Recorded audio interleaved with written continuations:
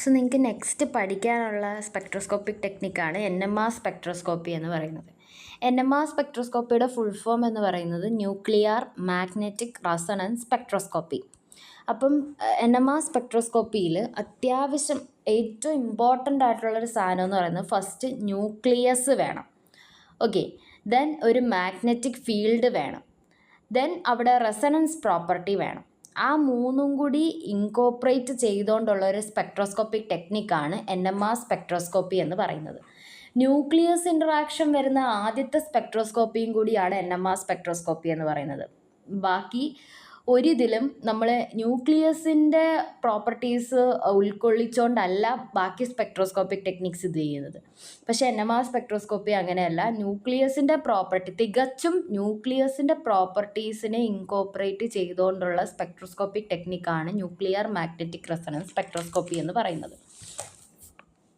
Okay, അപ്പോൾ ഇതിനകത്ത് എന്താണ് ന്യൂക്ലിയർ മാഗ്നറ്റിക് റെസൊണൻസ് സ്പെക്ട്രോസ്കോപ്പി, എങ്ങനെയാണ് NMR ഓപ്പറേറ്റ് ചെയ്യുന്നതെന്നുള്ളതാണ്. ആൻഡ് ഇതിനകത്ത് പിന്നെ പഠിക്കാനുള്ളത് ഇൻറ്റൻസിറ്റി ഓഫ് സിഗ്നൽസ് ആണ്. സിഗ്നൽസ് എങ്ങനെ ഉണ്ടാവുന്നു, സിഗ്നൽസ് എങ്ങനെ സ്പ്ലിറ്റ് ചെയ്യുന്നു, പിന്നെ സിഗ്നൽസിനെ അഫക്റ്റ് ചെയ്യുന്ന കാര്യങ്ങൾ, factors.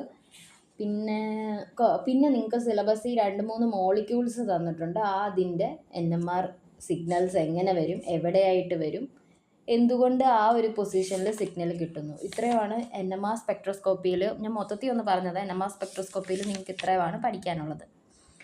Okay, nuclear magnetic NMR involves.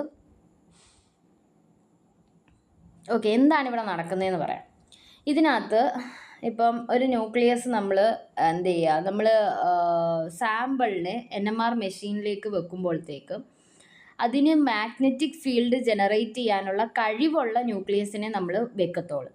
അത് നമ്മൾ എന്ത് ചെയ്യുകയാണ്, ഒരു ബാർ മാഗ്നറ്റിൻ്റെ ഇടയ്ക്ക് നമ്മൾ ഒരു പ്രോട്ടോണിനെ കൊണ്ട് വെക്കുമ്പോൾ അത് എന്ത് ചെയ്യുന്നു, അതിന് ഇലക്ട്രിക് സ്പിന്നും ഉണ്ട്, മാഗ്നറ്റിക് സ്പിന്നും ഉണ്ട്. അപ്പോൾ അതിങ്ങനെ റൊട്ടേറ്റ് ചെയ്യുമ്പോൾ അതൊരു മാഗ്നറ്റിക് ഫീൽഡ് എന്ത് ചെയ്യുന്നു, ജനറേറ്റ് ചെയ്യുന്നു. ആ ഒരു മാഗ്നറ്റിക് ഫീൽഡും നമ്മൾ അപ്ലൈ ചെയ്യുന്ന ഒരു മാഗ്നറ്റിക് ഫീൽഡുണ്ട്. ഈ രണ്ട് ഫീൽഡുകളും ഒരു സെയിം റെസൊണൻസിൽ എത്തിക്കഴിയുമ്പോഴാണ് അവിടെ എന്ത് ചെയ്യുന്നത്, സാമ്പിള് റേഡിയോ ഫ്രീക്വൻസി, നമ്മൾ റേഡിയോ ഫ്രീക്വൻസിയാണ് NMRൽ ഉപയോഗിക്കുന്നത്, റേഡിയോ ഫ്രീക്വൻസിയെ അബ്സോർബ് ചെയ്യുന്നത് ആൻഡ് എക്സൈറ്റഡ് സ്റ്റേറ്റിൽ പോയിട്ട് നമുക്കൊരു സിഗ്നൽ കിട്ടുന്നത്. ഇതാണ് അവിടെ നടക്കുന്നത്. So NMR involve interaction between, ഇതെല്ലാം ഒരു കളറാണല്ലോ,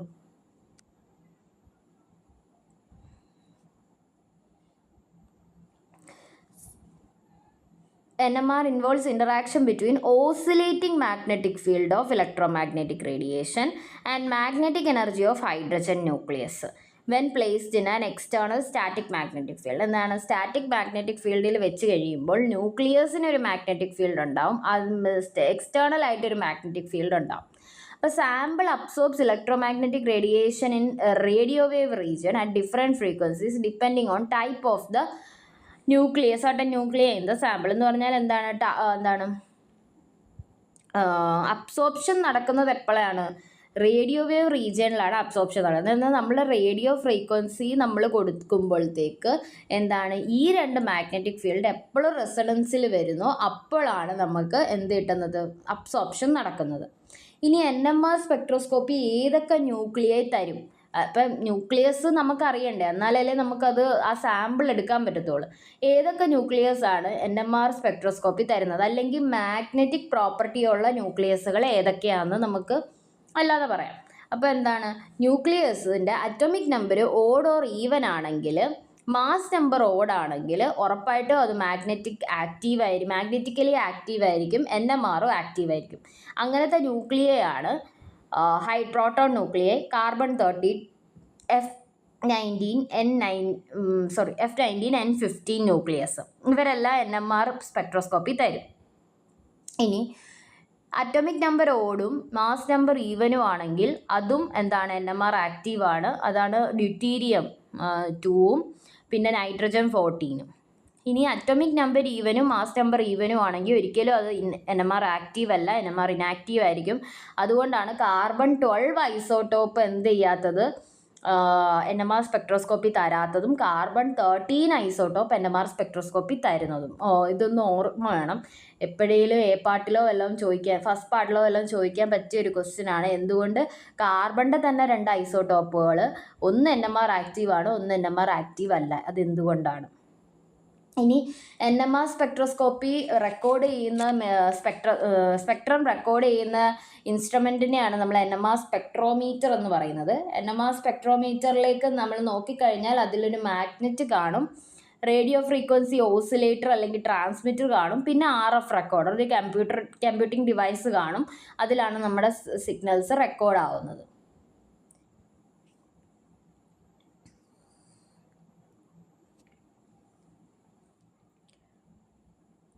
ഓക്കെ, എങ്ങനെയാണ് നമ്മൾ NMR സ്പെക്ട്രോസ്കോപ്പി നടക്കുന്നത്? അപ്പോൾ നോർമലി നമുക്കിവിടെ ഈ മൊഡ്യൂൾ നിങ്ങൾക്ക് പഠിക്കാനുള്ളത് പ്രോട്ടോൺ NMR ആണ്. എന്തുകൊണ്ടാണ് പ്രോട്ടോൺ NMR തന്നെ നമ്മൾ കൂടുതൽ പഠിക്കുന്നത്? NMR കൂടുതലും ഉപയോഗിക്കുന്നത് നമ്മൾ ഓർഗാനിക് കോമ്പൗണ്ടുകളുടെയോ ഇനോർഗാനിക് കോമ്പൗണ്ടുകളുടെയോ ബയോളജിക്കൽ കോമ്പൗണ്ട്സിൻ്റെയോ ഒക്കെ സ്ട്രക്ചർ എലൂസിഡേറ്റ് ചെയ്യാൻ വേണ്ടിയിട്ടാണ് നമ്മൾ എന്ത് ചെയ്യുന്നത്, NMR സ്പെക്ട്രോസ്കോപ്പി കൂടുതലും ഉപയോഗിക്കുന്നത്. സ്ട്രക്ചർ എലൂസിഡേറ്റ് എന്ന് പറഞ്ഞാൽ ഒരു അൺനോൺ ആയിട്ടുള്ള സംഭവം നമുക്ക് കിട്ടിക്കഴിഞ്ഞാൽ, ഒരു കോമ്പൗണ്ട് സിന്തസൈസ് ചെയ്ത് കഴിഞ്ഞാൽ അതിൽ എന്തൊക്കെയുണ്ട്, അതിൻ്റെ സ്ട്രക്ചർ നമുക്ക് എങ്ങനെയൊക്കെ ഉണ്ട് എന്ന് മനസ്സിലാക്കാൻ സാധിക്കാൻ ഒരു സഹായിക്കുന്ന സ്പെക്ട്രോസ്കോപ്പിക് ടെക്നിക്കാണ് NMR എന്ന് പറയുന്നത്. NMRന് വൈഡ് ആപ്ലിക്കേഷൻസ് ഉണ്ട്. ഇപ്പോൾ നല്ല വൈഡ് ആപ്ലിക്കേഷൻസ് ഉള്ള ഒരു സ്പെക്ട്രോസ്കോപ്പിക് ടെക്നിക്കാണ് NMR എന്ന് പറയുന്നത്. അപ്പം എന്തുകൊണ്ടാണ് പ്രോട്ടോൺ തന്നെ എടുക്കാൻ കാരണമെന്ന് പറയുന്നത്? വേറെ ന്യൂക്ലിയൈകളും എന്തുണ്ട്, NMR ആക്റ്റീവ് ആണല്ലോ, NMR ആക്റ്റീവ് ആയിട്ടുള്ള വേറെ ന്യൂക്ലിയൈകളും ഉണ്ട്. അതിൻ്റെ ഒരു ഉത്തരവെന്ന് പറഞ്ഞാൽ നമ്മുടെ most of the organic compounds made of carbon hydrogen bond. Hydrogen എന്തായാലും നമ്മുടെ ഇതിൽ കാണും. ഇപ്പോൾ നമ്മൾ NMRൻ്റെ ഒരു ആപ്ലിക്കേഷനാണ് MRI എന്ന് പറയുന്നത്. MRIയിലും നമ്മൾ ഇത് ചെയ്തത് പ്രോട്ടോൺ NMR ആണ് അവിടെ എടുക്കുന്നത്. അതെന്തുകൊണ്ടാണ്? കാരണം ഹ്യൂമൻ ബോഡിയിൽ 95% വാട്ടർ മോളിക്യൂൾസ് ഉണ്ട്. സോ പ്രോട്ടോൺസിനെ ആക്സസ് ചെയ്യാൻ എളുപ്പമാണ് ബാക്കി ഏത് മോളിക്യൂൾസിനേക്കാളും. അതുകൊണ്ടാണ് നമ്മൾ കൂടുതലും പ്രോട്ടോൺ NMR ഉപയോഗിക്കുന്നതെന്ന് പറയുന്നത്. കാരണം most of the organic compounds, എല്ലാ ഓർഗാനിക് കോമ്പൗണ്ട്സും made of hydrogen is there. അപ്പോൾ അതുകൊണ്ടാണ് നമ്മൾ എന്ത് ചെയ്യുന്നത്, പ്രോട്ടോൺ NMR കൂടുതൽ ഉപയോഗിക്കുന്നതെന്ന് നമ്മൾ പറയുന്നത്. അപ്പോൾ എന്താണ് NMR സ്പെക്ട്രോസ്കോപ്പിയിൽ നടക്കുന്നത്? Deals with molecule containing protons as nucleus. അതാണ് പ്രോട്ടോൺ NMR എന്ന് പറയുന്നത്. പ്രോട്ടോൺ മാഗ്നറ്റിക് റെസൊണൻസ് സ്പെക്ട്രോസ്കോപ്പി എന്ന് പറഞ്ഞാൽ deals with molecule containing protons as nuclei with magnetic properties. Magnetic properties ഉള്ള ന്യൂക്ലിയ എന്ന് പറഞ്ഞാൽ പ്രോട്ടോൺസിനെയാണ് നമ്മൾ അവിടെ കൺസ്യൂം ചെയ്യുന്നത്.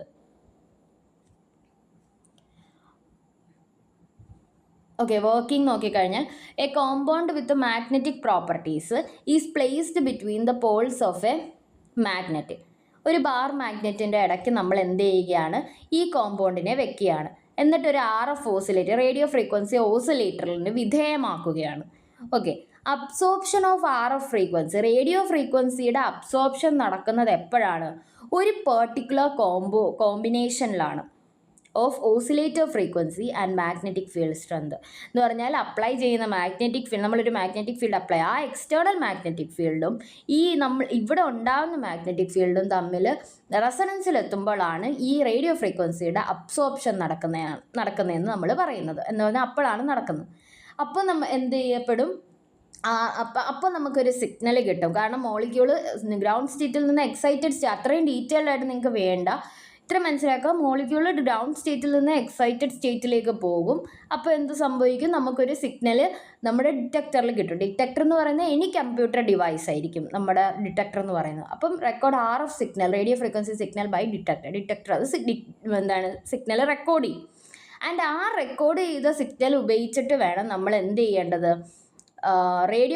ഡിറ്റക്ടർ സിഗ്നലും മാഗ്നറ്റിക് ഫീൽഡും കൂടി ഒരു പ്ലോട്ട് വരയ്ക്കേണ്ടത്. അതാണ് നമ്മുടെ NMR സ്പെക്ട്രം എന്ന് പറയുന്നത്. ഓക്കെ, നമുക്ക് എന്താണ്, ഈ ഡിറ്റക്ടർ RF സിഗ്നൽ റെക്കോർഡ് ചെയ്ത് തരും. ആൻഡ് ദെൻ നമ്മൾ അതിൻ്റെ ഗ്രാഫ് വരച്ചിട്ടാണ് നമ്മൾ NMR സ്പെക്ട്രമായിട്ട് ഇപ്പോഴത്തെ മെഷീനുകളിൽ ഈ സ്പെക്ട്രം നമുക്ക് ഈ സ്പെക്ട്രം ഇതേപോലെ റെക്കോർഡ് ചെയ്ത് കിട്ടും. ഓക്കെ, ഇത് നമ്മൾ എന്താണ് ഇതിനകത്തു നിന്നാണ് നമ്മൾ ഓരോ പീക്കിൻ്റെ ഇൻറ്റൻസിറ്റി വെച്ചിട്ട് അതിപ്പോൾ പഠിക്കും. ഓരോ പീക്കിൻ്റെ ഇൻറ്റൻസിറ്റി ഓരോ മോളിക്യൂൾസിനെയാണ് ഇത് ചെയ്യുന്നതെന്ന് നമുക്കിപ്പോൾ മനസ്സിലാവും. നമ്മളിപ്പം കെമിക്കൽ ഷിഫ്റ്റ് പഠിക്കുമ്പോൾ പഠിക്കും അത്.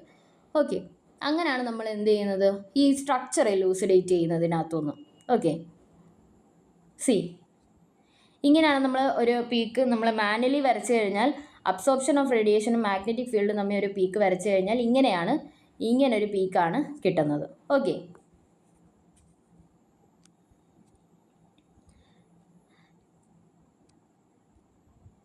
ആൻഡ് ദെൻ ഇതിനകത്ത് നടക്കുന്ന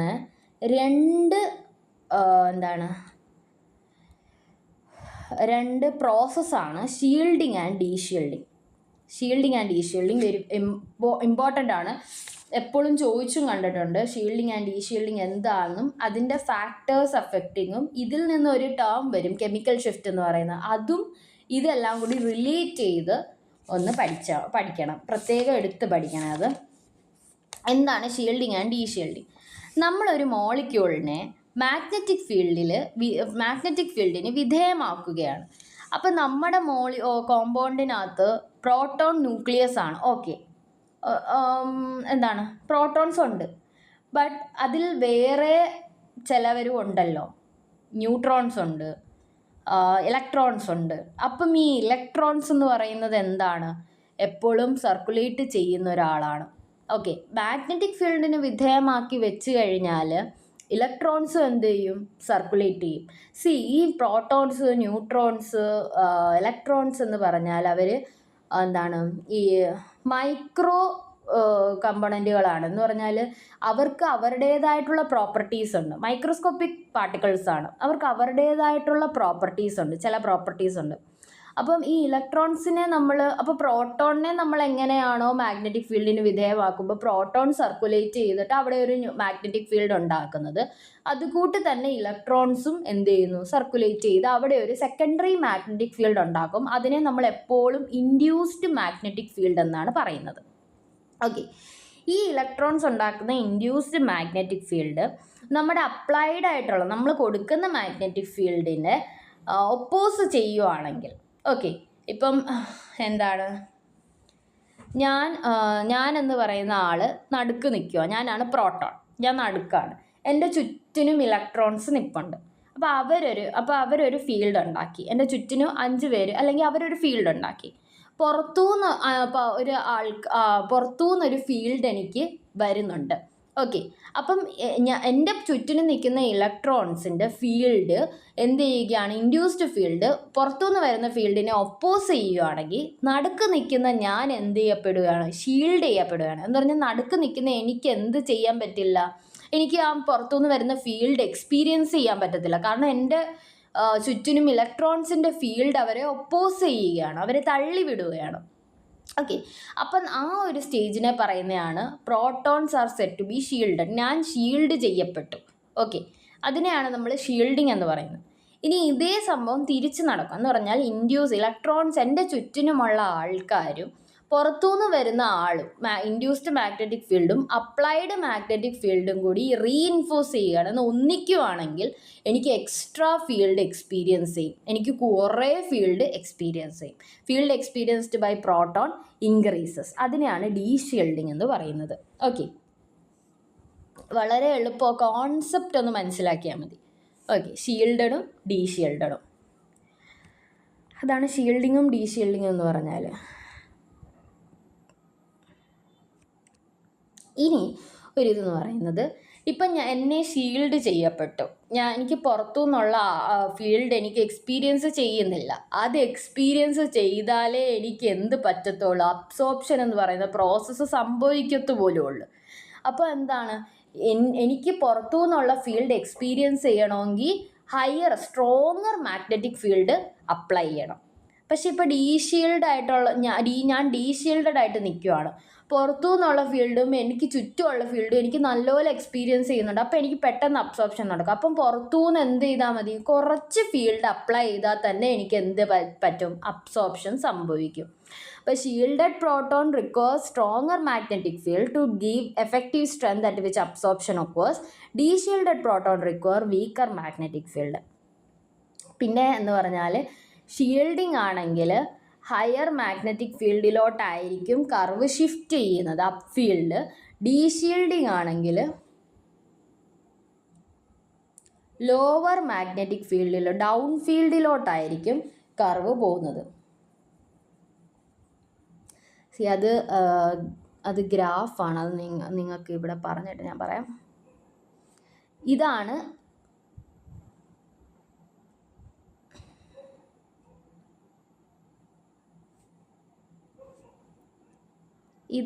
അപ്പ് ഫീൽഡ് എന്ന് പറഞ്ഞാൽ ഇങ്ങോട്ട് പോകുന്നത്.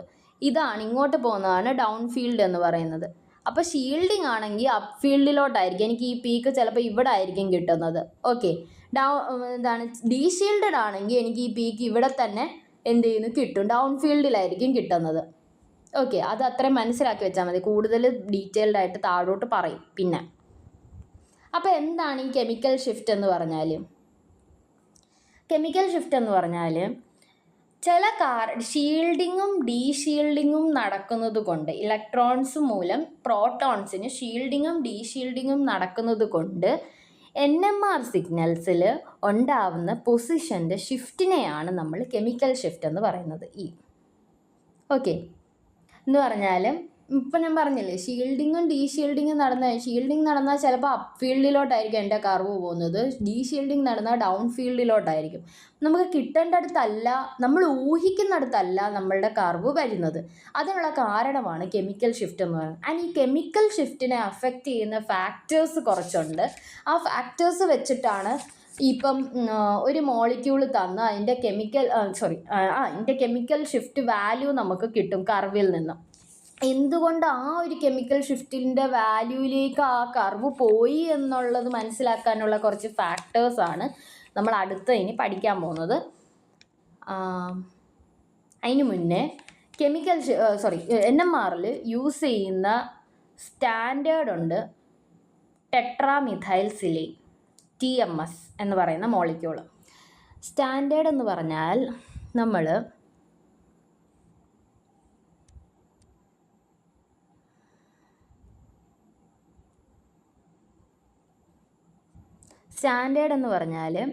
നമുക്ക് ഇവിടെ ഒരു കർവ് ഇൻറ്റൻസ് ആയിട്ടുള്ള ഒരു പീക്ക് കിട്ടും. അതാണ് നമ്മുടെ സ്റ്റാൻഡേർഡ് TMSൻ്റെ പീക്ക്.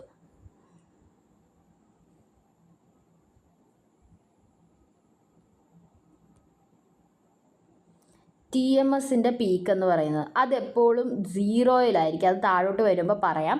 നമുക്ക് ഒരു റെഫറൻസ് വെച്ചിട്ടാണ് നമ്മൾ എന്ത് ചെയ്യുന്നത്, ബാക്കി പീക്കുകൾ നമ്മൾ ഇവാലുവേറ്റ് ചെയ്യുന്നത്. അതാണ് ഈ സ്റ്റാൻഡേർഡ് എന്ന് പറഞ്ഞാൽ.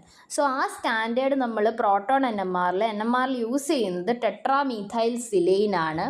എന്തുകൊണ്ട് ടെട്രാമീഥൈൽ സിലൈൻ യൂസ് ചെയ്യുന്നു എന്ന് പറഞ്ഞ ഒരു ക്വസ്റ്റ്യൻ ചോദിച്ച് കാണാറുണ്ട്.